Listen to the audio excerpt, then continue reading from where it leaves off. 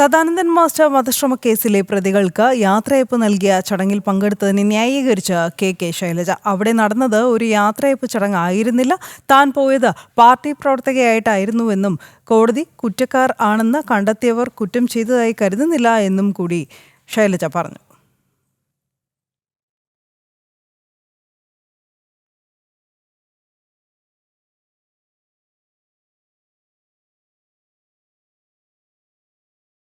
അവർ പോകുന്ന സമയത്ത് അവിടെ ഞാൻ ഉണ്ടായിരുന്നു എന്നുള്ളത് വസ്തുതയാണ്.